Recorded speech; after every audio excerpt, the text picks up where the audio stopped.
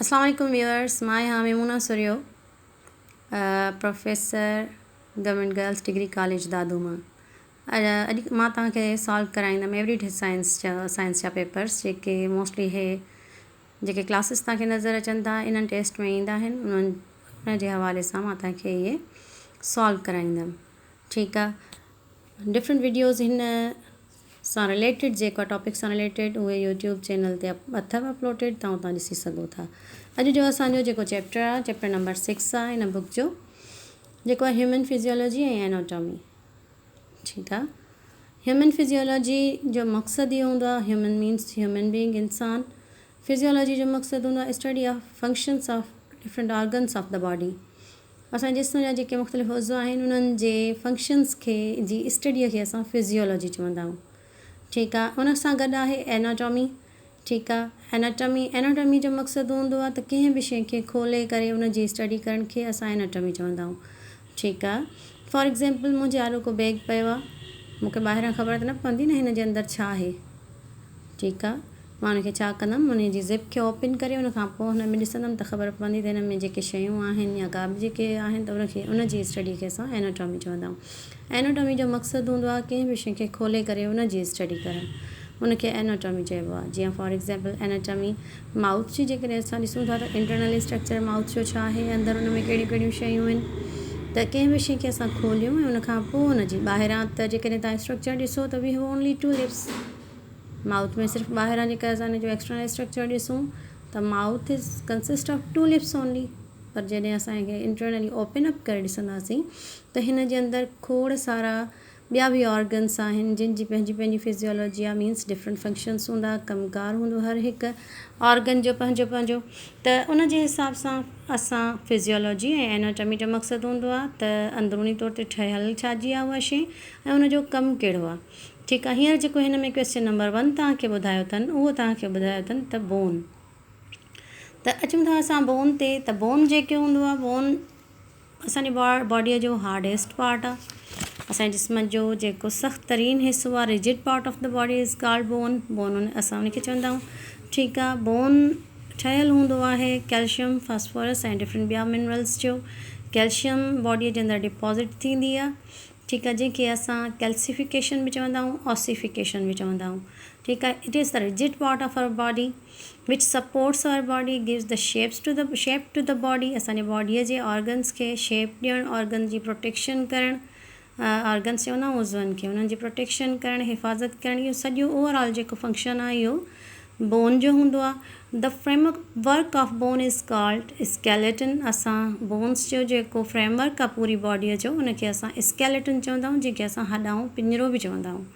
ठीकु आहे। उन जे हिसाब सां असांजी बॉडी, ह्यूमन बॉडीअ में जेके डिफरेंट सिस्टम्स वर्क कनि था, जिन में मेन फंक्शन असां वटि स्केलेटल सिस्टम आहे ऐं ॿियो मस्क्यूलर सिस्टम आहे। इहे ॿई सिस्टम्स पाण में मिली करे वर्क कंदा आहिनि। हिननि जा खोड़ सारा ॿिया बि फंक्शन्स आहिनि, पर जेको हिननि जो मेन फंक्शन अॼु असां खयों आहे उहो आहे सपोर्ट एंड लोकोमोशन में, त हरकत में या असांजी बॉडी खे शेप ॾियण में बोन जो या मसल्स जो कहिड़ो कमु आहे।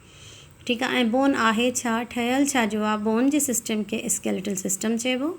ठीकु आहे। बोन पाण रिजिड पार्ट ऑफ बॉडी आहे जेको कैल्शियम जो ठहियलु हूंदो आहे। बॉडीअ जे अंदरि डिफरेंट टाइप्स जा बोन्स हूंदा आहिनि। मोस्टली जेके असांजी बॉडी जेका ह्यूमन बॉडी आहे उन जे अंदरि 5 मेन टाइप्स ऑफ बोन आहिनि। पोइ वरी इन्हनि खे वधीक असां सब क्लासिस में बि डिस्ट्रीब्यूट कयो आहे, पर मेन जेके टाइप्स आहिनि असांजी बॉडीअ जा उहे 5 क़िस्मनि जा बोन्स आहिनि। बोन सां जंहिं हिसे सां जुड़ियलु हूंदो आहे उनखे जॉइंट चइबो आहे। बोन वरी मसल सां जुड़ंदो त उनखे असां लिगामेंट चवंदा आहियूं। लिगामेंट जो कमु हूंदो आहे, स्टिफ पार्ट हूंदो आहे कोलेजन फाइबर्स जो ठहियलु, जेको बोन खे मसल सां जोड़े छॾींदो आहे। उन खां पोइ जेको बोन जे विच में कनेक्शन आहे उनखे असां जॉइंट चवंदा आहियूं। हर हिकु जॉइंट जे विच में अंदरि हिकु विहाणी ॾिनल हूंदी आहे जंहिंखे असां कार्टिलेज चवंदा आहियूं। कार्टिलेज जो मक़सदु हूंदो आहे सॉफ्ट बोन्स। ठीकु आहे। कार्टिलेज में ऐं जेको हार्ड बोन आहे उन जे अंदरि फ़र्क़ु इहो हूंदो आहे त कार्टिलेज जे अंदरि कैल्शियम जेका आहे उहा न हुजण जे बराबरि हूंदी आहे। ठीकु आहे। जेके हॾनि जा उहे सेल्स जेके हॾो ठाहींदा उनखे असां ओस्टियोसाइट्स चवंदा आहियूं। Osteocytes means bone forming sales. जेको न्यू इन्फेंट बेबी हूंदो या न्यू जेको नेट हूंदो, न्यू नेट्स जो मक़सदु हूंदो आहे नवां ॼावल ॿार, उन्हनि जे अंदरि ओसिफिकेशन घटि हूंदी आहे। न थींदी आहे। जीअं जीअं एज वधंदी वेंदी कैल्शियम जी डिपोज़िशन थींदी वेंदी, जॾहिं उहो पैदा थींदो आहे त हुनजो पूरो ओवरऑल बॉडी स्ट्रक्चर जेको हूंदो आहे उहो कार्टिलेज ठहियलु हूंदो आहे। कार्टिलेज असां चवंदा आहियूं सॉफ्ट बोन्स खे, उहे हॾा जेके नरम सॉफ्ट नाज़ुक हॾा आहिनि। जीअं नक जी हॾी कार्टिलेज आहे, कन जी हॾी जेका आहे उहा कार्टिलेज आहे, ऐं हर जॉइंट जे विच में कार्टिलेज ॾिनल हूंदो आहे। फॉर एग्ज़ाम्पल आङुरियुनि जा जेके जॉइंट्स आहिनि हिन जे विच में हिकिड़ो हे हिसो, हिकिड़ो हे बोन, हिननि ॿिनि बोन्स जे विच वारो जेको हिसो आहे हिन खे जॉइंट चइबो। हिननि ॿिनि जॉइंट्स खे जोड़ण जे लाइ विच में जेका अछे कलर जो पीस हूंदो आहे उनखे असां कार्टिलेज चवंदा आहियूं। ठीकु आहे। सो इहो सॼो कुझु हुयो असां वटि बोन जे बारे में। बोन जा डिफरेंट जेके आहिनि से टाइप्स हूंदा आहिनि। मेन असां उन्हनि खे हिसनि में विरायो आहे 2 क़िस्मनि जा बोन्स, हिकिड़ा कॉम्पैक्ट बोन्स, ठीकु आहे, या कार्टिलेज बोन या स्पंजी बोन्स। कॉम्पैक्ट बोन चवंदा आहियूं उहो बोन जेको हार्ड बोन आहे, सख़्तु बोन आहे, जीअं असां मोस्टली गोश्त खाईंदा आहियूं उन में नरी वारो हॾो ईंदो आहे त उहो कॉम्पैक्ट बोन में अची वेंदो। ठीकु आहे। सॉफ्ट बोन मां तव्हांखे ॿुधायो कार्टिलेज जो त नक जी कन जी हॾी जेका आहे उहा कार्टिलेज आहे। मोस्टली जेकॾहिं तव्हां चिकन खाईंदा हूंदव त उन में हिकिड़ो त्रिकुंडो हॾो ईंदो आहे जेको सॉफ्ट हूंदो आहे, उहो कार्टिलेज जो एग्ज़ाम्पल आहे। ऐं उनखां पोइ असां वटि स्पंजी बोन्स उहे बोन्स जिन जे अंदरि हिन टाइप जो स्ट्रक्चर ठहियलु हूंदो आहे, नेट ॾिनल हूंदी आहे ऐं उन नेट जे अंदरि वरी लिक्विड में मौजूदु हूंदो आहे। हीअ जेका नेट आहे हिन खे असां साइनोवियल कैविटी चवंदा आहियूं, ऐं हिन जे अंदरि जेको लिक्विड भरियलु हूंदो आहे उनखे साइनोवियल फ्लूइड चइबो आहे। ठीकु आहे। बोन जे अंदरि जेको वाइट कलर जो हिसो हूंदो आहे उनखे असां बोन मेरो या वरी मिख चवंदा आहियूं। ठीकु आहे। मोस्टली जेके बि RBCs हूंदा आहिनि उहे स्टार्ट थींदा आहिनि, उन्हनि जी फॉर्मेशन असांजे RBC जो मक़सदु हूंदो आहे रत जे ठाहिण वारो सिस्टम, रत ब्लड जो ॻाढ़ण, रत जा ॻाढ़ा जुज़ा जेके असांजो रत ठाहींदा उहे सभु जो सभु बोन जे अंदरि ठहंदा आहिनि। ठीकु आहे। हाणे हीअ जेको हिसो हुयो साइनोवियल कैविटी, हे मोस्टली पचण खां पोइ जेके गोश्त जा हिकिड़ा हूंदा आहिनि नरी वारा हॾा, ॿिया हूंदा आहिनि गोॾे वारा हॾा, जेके माण्हू मोस्टली मटन ऐं बीफ यूज़र्स हुजनि उहे चङी तरह सां इन्हनि खे ॾिसी सघनि था ऐं सुञाणप करे सघनि था। त हिन में जेको ही स्पंजी हिसो थी वियो इन्हनि खे असां स्पंजी बोन्स चवंदा आहियूं। जेकॾहिं असां नॉर्मली काइंड्स ते अचूं या टाइप्स ऑफ बोन ते अचूं त कुझु बोन्स शॉर्ट हूंदा आहिनि, नंढड़ा बोन हूंदा आहिनि, जीअं स्टेपिस असांजी कन जी पापड़ी जेका आॾो वारो नंढड़ो हिसो आहे, इहो स्मॉलेस्ट बोन आहे। कुझु फ्लैट बोन्स हूंदा आहिनि, माना सिधा सिधा वॾा वॾा बोन्स हूंदा आहिनि। कुझु इरेग्युलर बोन्स हूंदा आहिनि, कुझु वरी सेसमॉइड बोन्स हूंदा आहिनि। मीन्स असां बोन्स खे टोटल 5 टाइप्स में विरायो आहे। इहे मेन टाइप्स आहिनि, पोइ वरी हिननि खे अञा फर्दर या नंढा नंढा ॿिया बि हिननि जा हिसा आहिनि, पर फ़िलहालु असां हिननि खे 5 टाइप्स में विरायो आहे। ठीकु आहे। बोन सां गॾु असां वटि मसल्स बि वर्क कंदा आहिनि ऐं मसल्स सां गॾु नर्व्स गॾिजी करे वर्क कंदियूं आहिनि। नर्व्स जो कमु छा थियो त जेको मैसेज हुयो ब्रेन खां बोन ताईं पहुचाइणु, बॉडी खां ब्रेन ताईं पहुचाइणु, वरी ब्रेन खां वापसि बॉडी ताईं पहुचाइणु, इन सॼे सिस्टम खे हलाइण जे लाइ डिफरेंट जेके नर्व्स जे अंदरि रखियलु हूंदा आहिनि उन्हनि खे असां रिसेप्टर्स चवंदा आहियूं। रिसेप्टर्स उहे असां वटि चैनल्स हूंदा आहिनि जेके मैसेजिस कैरी बि कंदा आहिनि। ठीकु आहे। ऐं कन्वे बि कंदा आहिनि। मैसेजिस ब्रेन खां कैरी कंदा ऐं कन्वे कंदा बॉडी ताईं, ऐं वरी बॉडी खां कैरी करे कन्वे कंदा ब्रेन ताईं। त इन्हनि शयुनि खे असां रिसेप्टर्स चवंदा आहियूं। हर हिकु रिसेप्टर सां नर्व्स अटैच थियल हूंदियूं आहिनि। ठीकु आहे। इहो जेको सॼो सिस्टम हलियो इहो वरी हलंदो नर्वस सिस्टम सां। सो असां पंहिंजी नेक्स्ट क्लास में इनशाला पढ़ंदासीं। हींअर असांजो जेको करंट टॉपिक आहे जंहिंजा असांखे क्वेश्चन सॉल्व करणा आहिनि, मां तव्हांखे बुक ॿुधायो त ही डॉगर्स जी सीरीज़ आहे जंहिंजी एवरीडे साइंस आहे। एवरीडे साइंस हर क़िस्म जी टेस्ट जे अंदरि मौजूदु हूंदी आहे। ईंदा आहिनि एवरीडे साइंस जा क्वेश्चन्स, जंहिंमें मां तव्हांखे बोन जे बारे में ब्रीफिंग ॾिनी। अचूं था क्वेश्चन नंबर 1 ते। क्वेश्चन नंबर 1 आहे तव्हां वटि bone is one of the hardest dash in the body. हिन जो आंसर असां वटि थींदो tissue. Tissue group of cells हूंदो आहे, हिकु जहिड़ा सेल्स मिली करे सेम फंक्शन कनि त उनखे असां टिश्यूज़ चवंदा आहियूं। त बोन जेको आहे उहो टिश्यूज़ जो ठहियलु आहे। हिन में डिफरेंट टाइप जा मां तव्हांखे सेल्स ॿुधाया त हिन में ऑस्टियोसाइट्स बि हूंदा, कॉन्ड्रियोसाइट्स बि हूंदा, लेगामेंट्स बि हिननि में पैदा थींदा। माना हिन जे अंदरि खोड़ क़िस्म जा बोन मेरो बि पैदा थिए थो हिन जे अंदरि। इट मीन्स त हिन जे अंदरि खोड़ सारा सेल्स जेके आहिनि सेल्स मिली करे हिकिड़ो वॾो को बि स्ट्रक्चर ठाहिनि त उनखे असां टिश्यू चवंदा आहियूं। अचूं था क्वेश्चन नंबर 2 ऑफ चैप्टर 6 त उहो intense pen is the symptom चवंदा आहियूं निशानी।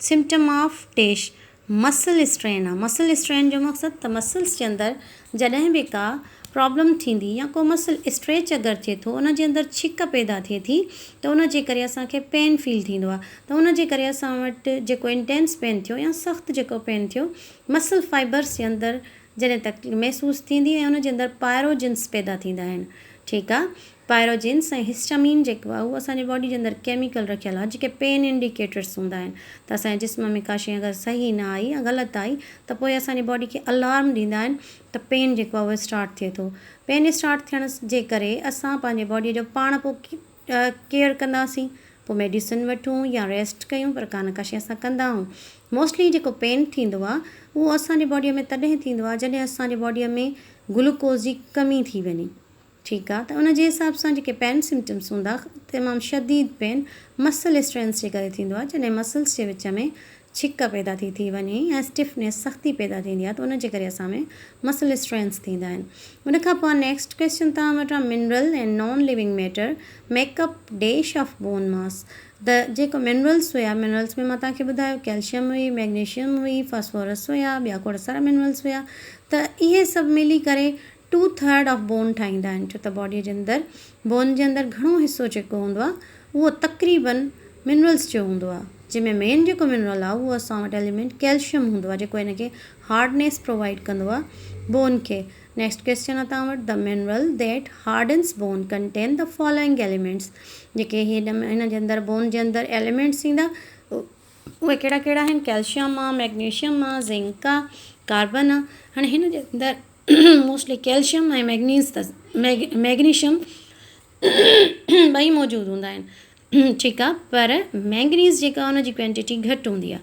त उन जे करे असां जेको मेन हिन जो एलिमेंट थियो उहो असां वटि कैल्शियम ईंदो माना ऑप्शन बी हिन जो करेक्ट थींदो उन खां पोइ there are dash types of bone tissues जे अंदरि मां तव्हांखे ॿुधायो त तक़रीबन 3 जेके आहिनि सीमेंट टाइप्स हूंदा आहिनि उन खां पोइ living matter of bone includes bone cell bone vessels and nerves मां तव्हांखे स्टार्टिंग में ब्रीफिंग में ई ॿुधायो त जेको बोन आहे उन जी फॉर्मेशन जेका थियल हूंदो आहे उन में लिविंग मैटर जेको हूंदो उन जे अंदरि बोन सेल्स हूंदा ब्लड वेसल्स हूंदियूं ठीकु आहे आर्टरीज़ ऐं वेन्स जंहिंखे असां चवंदा आहियूं ठीकु आहे इन्हनि खे ब्लड वेसल्स चइबो जेके रत दिलि खां खणी आयूं ऐं वापसि वरी दिलि ॾे खणी वियूं त इहे ब्लड वेसल्स अची वियूं ब्लड वेसल्स जा टोटल 3 क़िस्म हूंदा आहिनि हिकिड़ी आर्टरी हिकिड़ी वेन ऐं हिकिड़ी कैपिलरी उहो असां पंहिंजे नेक्स्ट क्लासिस में इंशाल्लाह पढ़ंदासीं पर हिते जेको असां वटि आंसर हिन जो थींदो त उहो असां वटि बोन सेल्स हुया ब्लड वेसल्स हुयूं ऐं उन सां गॾु नर्व्स मिली करे बोन जो स्ट्रक्चर ठाहींदियूं आहिनि उन खां पोइ विच सिस्टम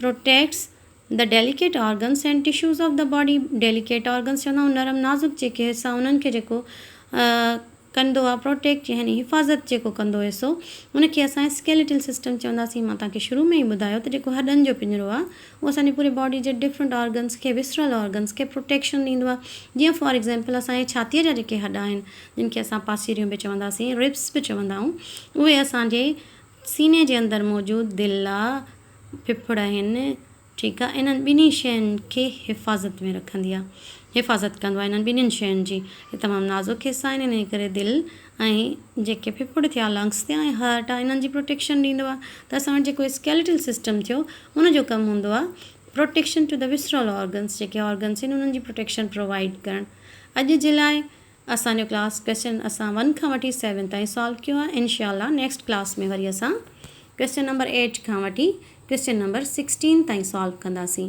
ठीकु आहे होप यू विल इंशाल्लाह like my lecture ठीक है inshallah it will be informative for you ठीक है I have tried my level best सही आहे त मां पंहिंजी तरफ़ां पूरी कोशिशि कई आहे त टेस्ट खे चङे नमूने सां सुठे तरीक़े सां तव्हां सॉल्व करे सघो ठीकु आहे जेकॾहिं ही तव्हांखे वीडियो पसंदि आई आहे त मुंहिंजे वीडियो खे लाइक ऐं शेयर कंदा ऐं मुंहिंजे चैनल खे सब्सक्राइब कंदा ॿियनि लेक्चर्स जे लाइ छो त हिन चैनल ते तव्हांखे बायो केमिस्ट्री फिज़िक्स मैथ्स वग़ैरह ओवरऑल हर क़िस्म जा लेक्चर्स तव्हांखे अवेलेबल आहिनि मौजूदु आहिनि छो त असां वटि पूरी एकेडमी आहे उन जे करे जेके ॿियनि सब्जेक्ट्स जे लाइ ॿियनि लेक्चर्स जे लाइ लाइक ऐं सब्सक्राइब कंदा महिरबानी मेमूना सुरियो ठीकु आहे from inspire coaching centre Dadu इंशाल्लाह see you in my next lecture अल्लाह जी अमान ख़ुदा हाफ़िज़